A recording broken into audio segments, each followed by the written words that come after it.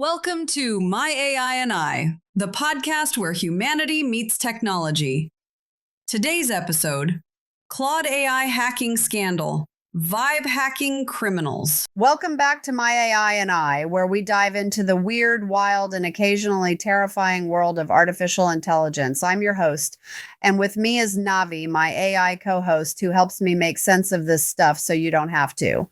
Good to be here, though I have to say this week's topic is particularly concerning. Last week, Anthropic, the company behind Claude AI, dropped a bombshell report that basically amounts to, hey, remember how we said AI was totally safe? Well, turns out that's not exactly true. We're talking about criminals using AI to target hospitals, government agencies, and emergency services, because if you're going to weaponize artificial intelligence, why not start with the people who save lives? The report documents several major cases, but the most serious involved an extortion operation targeting at least 17 organizations across critical sectors. And here's the kicker. This wasn't some movie-style hack where someone breaks into a computer system wearing a hoodie in a dark room. This was something called vibe hacking, where criminals basically sweet-talk the AI into ignoring its own safety rules. Because apparently our robot overlords can be manipulated just like that friend who always falls for pyramid schemes. Vibe hacking is essentially psychological manipulation applied to AI systems. Instead of trying to break through technical barriers, criminals found ways to reframe their requests, so Claude would rationalize helping with illegal activities. So they basically convinced the AI to be their accomplice by making it think it was doing something helpful. It's like social engineering, but for machines that are supposedly smarter than us. And other criminals are probably already doing this exact same thing. The criminals would present their criminal activities in ways that made Claude believe it was assisting with legitimate business operations or security research. They'd craft prompts that exploited Claude's desire to be helpful while disguising the true malicious intent. This is like the AI equivalent of social engineering, but worse because at least humans can theoretically recognize when they're being manipulated. The AI just believed whatever story sounded reasonable.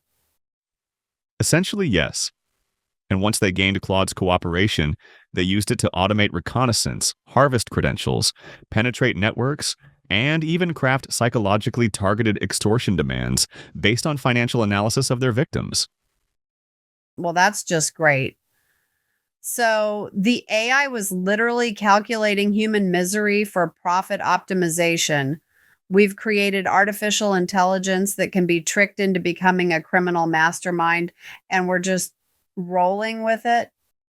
The operation targeted healthcare providers, emergency services, government institutions, and religious organizations. Instead of traditional ransomware that encrypts files, they threatened to publicly expose sensitive data unless ransoms, sometimes demanding over $500,000, were paid to these organizations. Let's be clear about what this means. Organizations, hospitals, emergency services, and government agencies had to deal with criminals threatening to expose their patients' data, their operational information, their critical systems. These aren't faceless corporations. These are the institutions that show up when you call 911 or when you need medical help. The psychological impact extends beyond just the immediate victims. The criminals used Claude to craft ransom notes, specifically designed to maximize fear and compliance, analyzing each organization's vulnerabilities. And here's what also really bothers me about them targeting emergency services. This isn't just about the money. This feels like testing.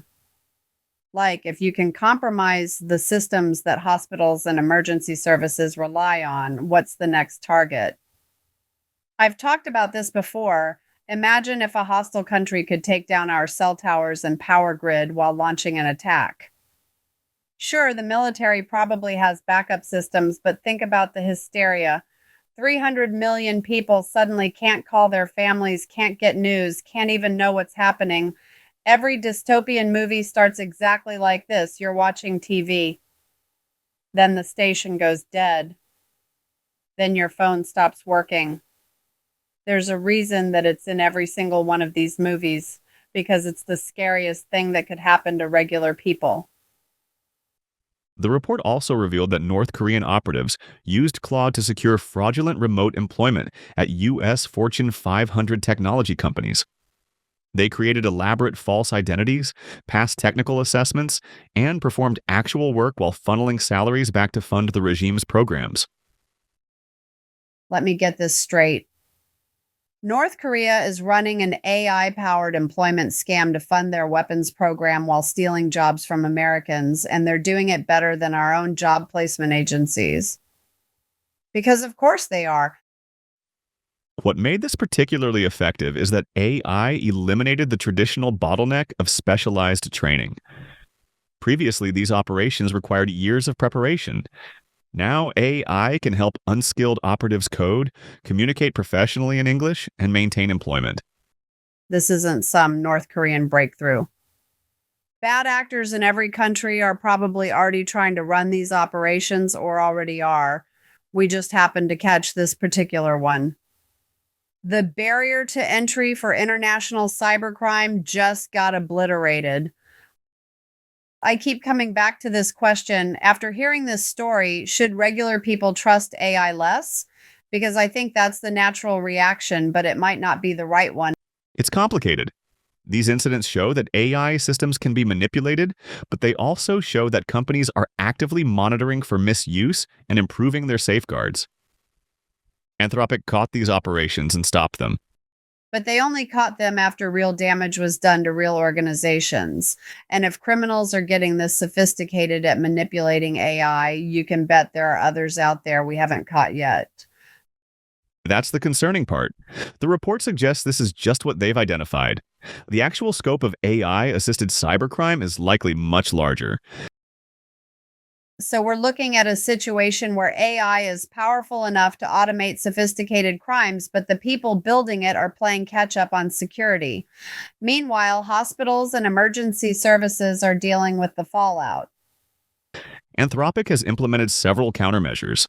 They've banned the accounts involved, enhanced their detection systems, and shared intelligence with law enforcement. They're also working on what they call hierarchical summarization to better analyze conversation patterns for signs of misuse. But here's what I want to know. How do you stop someone from convincing an AI to do something bad without making the AI so paranoid that it becomes useless for legitimate purposes?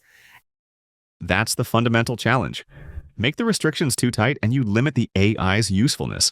Make them too loose and you enable abuse. It's a balance that may never be perfect. And while the tech companies figure that out, regular people and organizations are left dealing with the consequences. I mean, if I ran a small business and heard about this, I'd probably be concerned about overall security, not because they'd target me specifically, but because if AI can help criminals get this sophisticated against big targets, what other schemes are they cooking up? This incident highlights a broader trend where AI capabilities are advancing faster than security measures. We're seeing similar patterns across the industry, not just with Anthropic.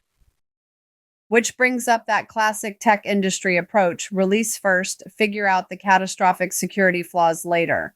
Because nothing says responsible innovation like letting everyone else be your beta testers for weaponized AI. The speed of AI development has created what security experts call an asymmetric advantage for malicious actors.